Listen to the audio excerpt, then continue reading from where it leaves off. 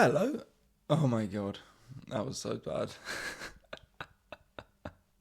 You know what that was? That was someone who has not spoken to anyone yet today, haven't used their voice, their vocal cords, hasn't warmed up. Hello.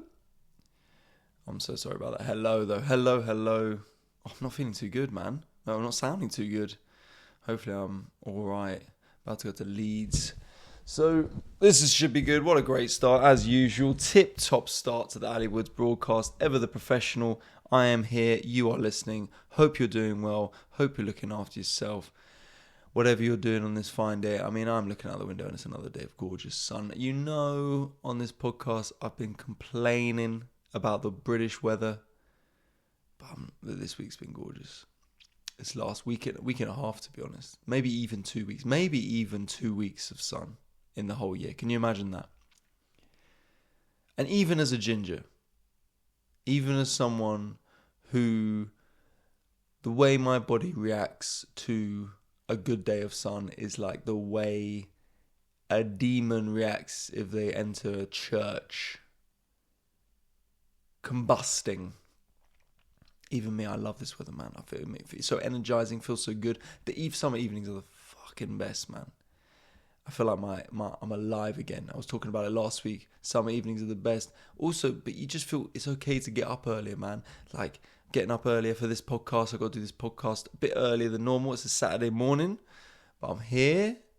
And I've got to do this because I have a few things I've got to do today. But it's easier to get up. It's just that the sun's streaming in. You know, one thing my ex changed about me for the better. One thing. There's only one. Everything else, terrible. No, but there's one thing for sure. And it's a very subtle thing. But the way I lived my life was when I had my blinds shut, I would tilt them away from my face. Because I thought when I woke up in the morning, I didn't want to have light in my face. I wanted to be able to sleep properly in the dark. But she would always have a bit of light on her face to wake up. And since we broke up, I've changed it the other way. And it's a good thing. It's a good thing to wake up with some sunshine on your face, man. There's some sort of metaphor there about starting your day right with accepting the light of our Jesus, Lord and Saviour. You know this is a Christian podcast. I've said this before. This is a very Christian podcast. It's a religious podcast. What section of Christianity? Mormonism. That's right. I think it's part of Christianity. I don't give a fuck. I don't care if you think it's your own religion. You dress the same. So, as always, we start with some rambling, but then we go straight on to comments from last episode. Thank you so much, everyone, for watching on the YouTube. There's a theme here. Naomi Datta, who has been a bastion of this podcast, let's say. The shirt is bright. That's one of those ones where it sounds like a compliment, but when you deep it, there's nothing complimentary about that. That is just facts. And that is someone who is pointing something out because it is obviously irking them so much. The shirt is bright. I can't complain. The shirt is bright, and that's why I've gone with a different shirt, but another flowery, floral, summery shirt today. That's like, you know, when you're dating someone and they go, your friends are loud. And it's like, okay, that wasn't necessarily telling me that you hate my friends, but it was telling me that you hate my friends. It's a very clever way to put that message across. And also, now, okay, I don't know how you would pronounce this. Loafieon. So what I'm going to go with is Lophion, which sounds like a grass-type Pokemon that you would sort of get maybe early in the game, but then sack off. Sorry, Lophion. Maybe you evolve into Leafeon. Who knows? Loving the shirt. Okay, that's nice. A bit more. RE performing with people talking. I'm a singer. Oh, Lophion the singer. Very good. I'm a singer and find people in the audience get more frustrated that people are having conversations than I do. I find it a bit uncomfortable when everyone stops and stares at me. Maybe you should start a dating agency, Ali. Into the woods. That's what it'd be called. full of thick branches, full of old oaks. Get lost in the woods.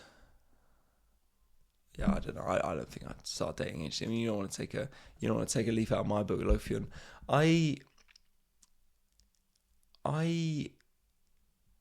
And I'll tell you this. I went this week. I went on an actual date. I went on, which is rare for me. It's all about what you prioritize in your life. I think I've talked about this in the podcast before. I don't believe in being too busy for anything. I think you prioritize what you want to do in your life, especially at this stage. No kids, no responsibilities. It's never about being too busy. But I was told by some friends that they had someone that they thought I'd get on with, that had said that she liked me, saw me at a gig, liked the Woods goods. Who can blame her? She's only human. And so I went on a date and we went for a lunch, because that's my vibe. Evenings are tough. Evenings are tricky for me. I mean, it's been a long, long time since I did an actual date of like, let's get drinks after work. I'm talking lunch. I'm talking brunch. At one point, I suggested a breakfast. That was met with not much enthusiasm. Is that weird? Is that weird asking for a breakfast date? I mean, so it's not a question of yes or no, because yes, it is. But is it acceptable? That's what I want to know. But yeah, it was good. It was decent. It was nice. But then, already, let's do a second date. And looking at the diary, I'm like, are you free 18th of July? It's going to be tough. Part of what I think works about my ex, really unromantically, is that we work same shift hours and she lived 5 minutes up the road. That was a huge deal. I remember thinking that. As much as I banged on about her and that first love and first relationship, I remember thinking about that. Like, generally, I was her lease was coming up at her flat. And I was thinking to myself, like, if she moved to, like, Finsbury Park, would it work?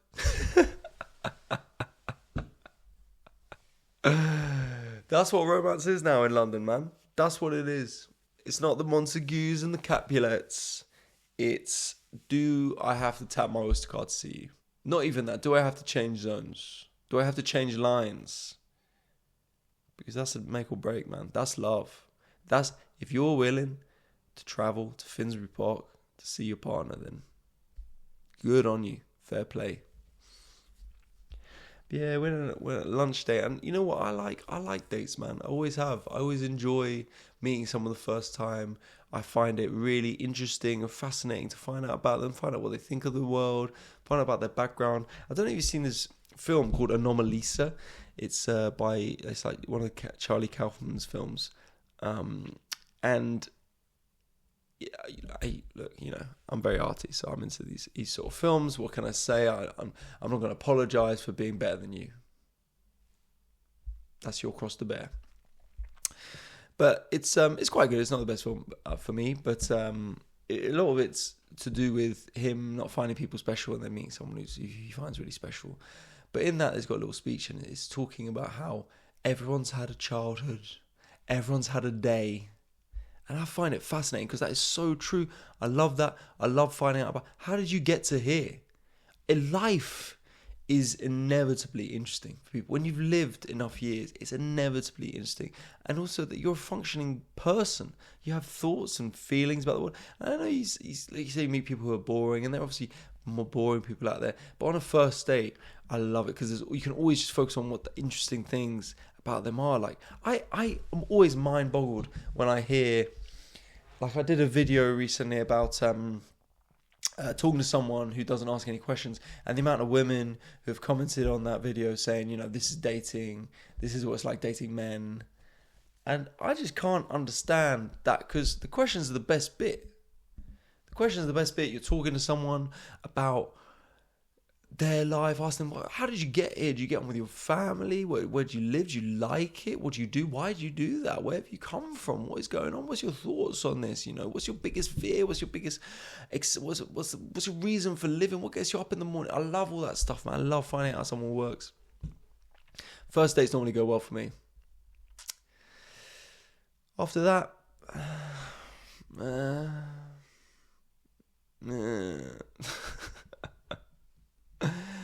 what can I say, man? What can I say? I start feeling like, why am I here?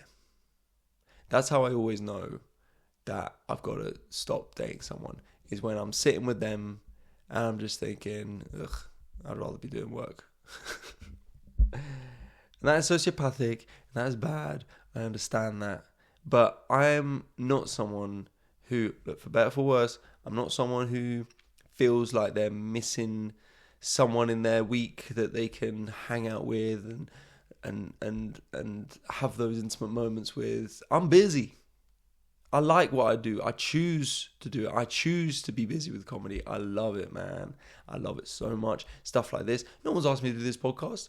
People are telling me to stop. When I said I was going to do this podcast, my agent said, what was the point of the podcast? I went, I don't know. It's just going to be chatting. And she was like, well, I don't think you should do that if it's not got a point. Here we are. Episode 9. Double figures next week. Could you believe it? Could we get there? And I feel like for a lot of people, they're maybe looking for something a bit more to their life. And fair enough, you work a 9 to 5 you don't care about. You're living with people you don't care about. A lot of people move to London. They don't have a community here. My family's here. My sister's about to have a baby. My school friends are here. My longest friends are here. They live half an hour away. Like, I have a big community here. And so I'm not finishing my work and logging off at 6 or coming back from the office and sticking on Netflix and sort of half watching it while cooking something and scrolling through my phone. Like, I'm not thinking, this would be so much more fun if I had someone to do this with, or like looking at things to do in the evening. Like, I wish I had someone to go with. I'm never around, bruv. I'm never around. And, there's negatives to that, of course. I was talking to another comedian friend here, and we were eulogizing about the Friday evening pint. That is something I miss dearly. When my 9 to 5 work, that Friday feeling, when it's like past 2 or 3 on a Friday, and you're like, man, this week is done. I am going to be out of here any minute now. People are not serious. People start to relax. The shoulders drop. We'll pick it up on Monday. People, what are you planning? What you're going to do this weekend? And when you finish and you get out to the pub and you just have that pint, just that cold, crisp pint. And your stress just melts away, and you just think life is worth living. And you just have the opportunity for anything. And especially when I was in my early 20s, and everyone was out, and people were doing things, and they were asking where I was. Could I join them? Where am I? Why aren't I there? And it was magical times. And I don't get that now. I don't get that. And that is the tough thing. That is probably the toughest thing about doing this, is that you miss out. Well, okay, obviously there's tougher things that I like. I like finding it hard to make time for people in your life that you care about, and sort of the constant feeling of like you should always be working. Apart from that, there is a huge thing that I miss about feeling like you finished your work and you get to really, truly enjoy life. And you can find people to do that with. People looking Friday, or can we go for dinner Friday evening? That's never going to happen for me. That's my work time. It's like when I go on stag do's and I'm having to take time off work. For other people, it's like, I've taken Friday. That's great. Well, Friday barely do any work anyway. But for me, that's like if I organise a stag do and I was like saying to someone, great, we're going to Prague from Tuesday to Thursday. Well, I'm going to take 3 days off work. Why are we doing that? and then I'm going back to work the next day when I get back. Yeah, that's what's happening. That's what it's like. So when it comes to dates, and like, I've got to, whether it's good or bad, I don't know, but they've got to really provide something. They've got to really add to my life. I can't be in a position where I'm like, well, I'll just date someone for 3 months and see where it goes. Like, it's not going to go anywhere. And I think that's the feeling I'm looking for from a date. It's just the excitement of seeing that person. Genuinely, my ex, even when we might be having arguments and stuff like that, it was truly a highlight of my week every week to go see her and to spend that time with her. And it was actually the first time in my life I'd been with someone where I felt like, oh, it's a shame I have to go do a gig because I want to be here with you. And that was also a dangerous feeling as well. I didn't love that feeling. It wasn't something I was like, finally. No, I was a bit like, oh, maybe this person's going to get in the way of my goals. But it didn't work out anyway, so it's all good. But that's what I'm looking for. And it's tough. It's tough to ask someone to do that. Also, it's tough, logistically. Like, this person, from door to door, it's like a 50-minute journey. And so I was having this chat with someone yesterday, and they're from a village outside of Manchester, and they're saying about why they moved out of London. They didn't like London, and they were just like, in terms of building a community, like, if you're saying, oh, my friend lives 50-minute drive away, 45-minute drive away, you'd be like, what? That's so long. It's such an effort. But in London, you're like, okay, I guess I just got to do this. That's the only way I can see this person. So we'll see. Look, we're trying to organise a second date. We'll see how it goes. First date was good. It was fun. It was nice. So, we'll see how that goes. But I've also got, I think, another date that... Basically, I'm going with... Now, people in my life setting me up with people. That's my thing. I'm not on the apps. Haven't been on the apps in 7 years. And so I'm just thinking, right, I'm going to say yes to stuff. Always make time for the first date. And then we'll see where we go from there. There's a lot been going on, man. A lot been going on in my life, but also just in the Western world. Suddenly turns into a serious news. By the way, this has always been a serious news podcast. It's always been a Christian Mormon serious news podcast. That's what this is. It's where you get your information about current events, political events, and the latest updates to Mormonism. We're like iPhones. There's an update. Every now and then there's just an update you got to download. And then, there's a new rule where it's like, well, you can't have corn on the cob. You can have sweet corn, but not corn on the cob. And you just got to update that. And people be like, oh, they're only doing that so like you quit the religion and go to somewhere else. But no, this is necessary. So Mormons, if you're listening, no more corn on the cob. Sweet corn from a can only, as our great leader, whoever he is, suggested. But yeah, this time next week, while I'm recording the next podcast, we may well have a new Prime Minister. Well, we will. We will have a new Prime Minister. Well, the Tories are going to be out. Whether it's an outright win for Labour or a coalition, this country, after 14 years, is going to have a new government in charge. And that I can't wait. It's going to be wicked. And then, unfortunately, America are still playing battle, fight your grandpas. It's incredible, man. I was seeing clips from that debate. It's wild. It's wild that those are the two candidates. And, Biden lost because... Let me find these tweets, man. This is not good it's like getting rejected by someone. And Barack Obama came out with this on Twitter, X. Bad debate nights happen. Trust me, I know. I'll try and do it in his accent. Bad debate nights happen. Trust me, I know. But this election is still a choice between someone who has fought for ordinary folks his entire life and someone who only cares about himself. Between someone who tells the truth, who knows right from wrong, and will give it to the American people straight, and someone who lies through his teeth for his own benefit. Last night did not change that, and it's why so much is at stake in November. JoeBiden.com. That's how you know you lost the fight. when your friend is coming out and saying, look, he's still a good guy. He's still able to talk.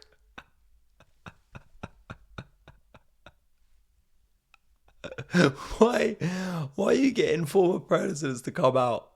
That's how they know it's bad. They're like, please, Barack, you got to do something, man. You know, we're fucked. Oh, man. And then even worse was Joe Biden coming out afterwards with, folks, I might not talk. That's my bad. Folks, I might not walk as easily or talk as smoothly as I used to. I might not debate as well as I used to. But I do know is how to tell the truth.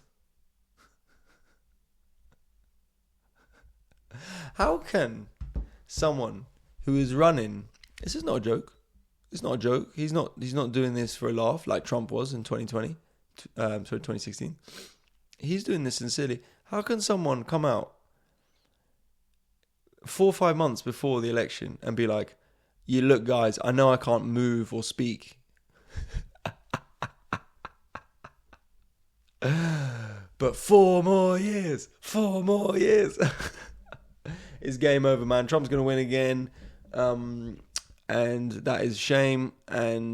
But then also, I don't know what's going to happen with his... how he's going to get imprisoned and all that sort of stuff. So basically, that country's fucked. So, yeah. I don't know what happens after that, man. I don't know why they didn't try and get someone who was at least under the age of 80, the Democrats, to run. Could have been a shout. Could have been the move. I would have done it. Nah, I wouldn't. Fuck that. Why would you want to run a country in your 80s? For both of them, Trump and Biden. Why the hell would you want to do that? I do not get this. It's like when you see Rupert Murdoch getting married or like starting a new business or something. You're like, what? I can't be asked. Why would you just chill, man? Just chill out. I don't get why you would want to do that at all.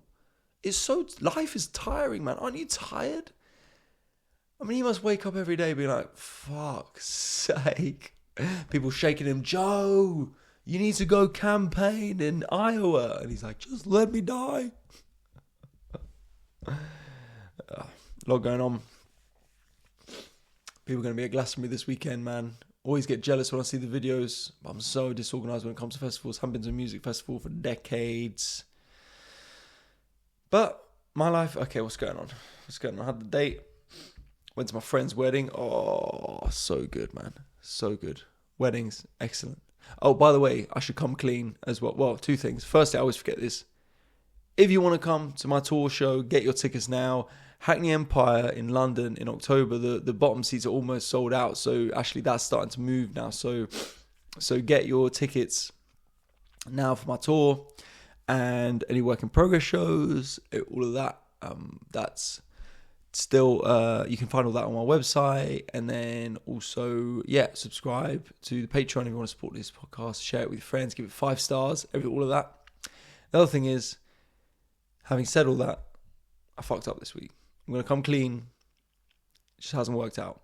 I completely forgot to do the asking people for what they're struggling with. What I'm struggling with, I guess, is organisation. Does that make me a bad person? I don't know. I don't think so. I hope you can forgive me. I really want to, in my career, come out and do like a fake apology at some point. Just like a really, like the way they do that, like, I did not realise that sexual assault was a bad thing. And I have demons that I struggle with. Oh, these people annoy me. So anyway, yes, there's those things. So I got no struggles to deal with. But I tell you what, I do have a update from the person who was asking about long distance relationships. So here we go. Also, for what it's worth, I'm happy the advice given to the listeners was, it doesn't matter about culture, it's just about values, because that was my rebuttal back to my ex, but obviously that did not work. But I'm just happy that perspective was put out there. And for, again, what it's worth, the opinion I'm living in a story or a fairy tale is valid, but at least not from my side, because I literally gave up everything here and moved to London for a year and a half and was kind of blindsided by the breakup. So that's more details on that, but I know there was high level advice. But I think long distance can work deep down, but really happy that was featured. I hate that these are 1 minute because then I feel pressured to like get thoughts out. But anyway, awesome. I'll keep listening. Bye.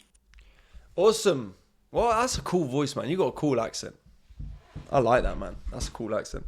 But yeah, look, I mean, fair play to you. You gave up, went to London for a year and a half to go pursue love. I mean, this is what I'm talking about in terms of people looking for this, man. They are out there, and good for you. And you know what? You would have regretted if you didn't do it. So fair play. So well done. And yeah, I do think long distance can work if you really want to be with that person. That's what it all comes down to, man. You always got choices every day. You choose what you want to do.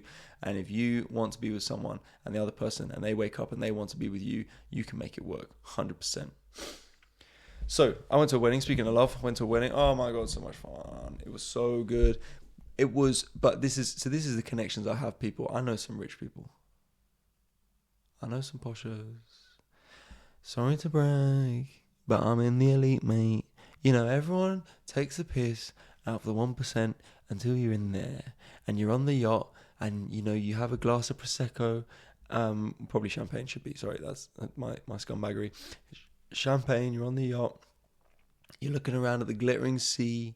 You're having oysters. And you just start to have this feeling rise up inside you that goes, yeah, fuck 'em. Yeah, I deserve this. You're right, this is what I deserve.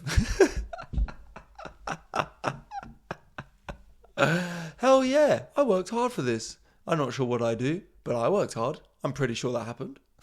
But anyway, one of my friends is from quite a wealthy family. Well, it's like old money. I got told, yeah, rich in wealth, but not in income. And they own a manor in the English countryside. And that's where the wedding was. And it was gorgeous. Didn't like the vicar. I'm at the stage now where I'm going to a lot of weddings. I don't know if you're going to a lot of weddings. I don't know if it's happened to you 2-3 years ago.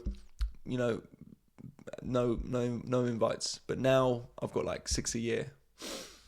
So the vicar was one of these people that tries to make it about him. Sometimes you see people public speaking, and especially in men, and they're people who are just like, this is my chance, people. This is my chance for everyone to think I'm funny. Everyone's going to think I'm funny.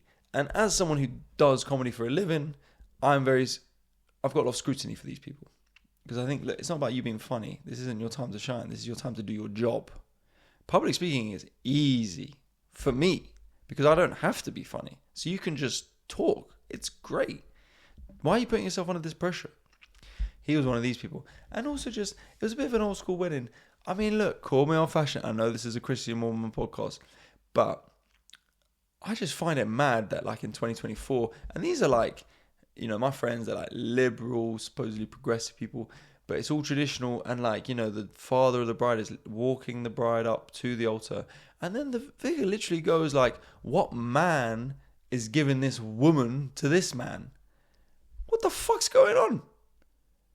It's mad. It's mad to me that I could think, oh, maybe this is a progressive opinion, and I get it if you're religious. These two are not religious, but I get it. But if I had a daughter who was like, oh, I can't wait for the bit where I am passed on from my dad to my now husband as property, that's insane. If you're not religious, I don't get why you're including that in. But anyway. And the vicar was like, oh, look, because he's like, one of the guys is a journalist. He's like, you're a journalist. How brilliant is that? That's excellent. And your wife, she can support you in that. She's like, oh, isn't she gorgeous? And you've got this great career. I'm like, bro, she's got a great career as well. I guess, guys, I just can't turn the feminism off. I don't know. I wish, believe me, I wish I could just, you know, stop standing up for women. I wish I could stop believing women. I wish I could stop listening to women. Bloody wish I could stop listening to women. Narrowing on. But I just can't. I can't go. I don't know what it. I just can't. I guess I'm too good a guy. It's really awkward. It's really annoying. But anyway, the wedding was a fucking blast. Absolute, so much fun. Dancing, oh man, I rip up a wedding. I love it. And it's one of those, because British weddings, often everyone's having a good time. Then midnight, boom, done. Everything turned off, boom, get out, fuck off. That's it. But because this was on their estate, we just party and dance the night away. Gorgeous. Went to bed at 5 a.m, slept in a tent. Gad. Did not feel good the next day. But we moved. Look, guys. Look, I mean, how did we get through this podcast so quickly? I can't believe the time. I mean, you listening probably thought, fucking hell, that dragged on. I'm sure you're listening on double speed. Maybe you're listening before you go to sleep. As the podcasts I do are famed, they're known for that. But whatever you're doing, look, what I'll say is, come on, England. Firstly, choose a new government. And secondly, we're in the knockouts of the Euros. So don't let me down.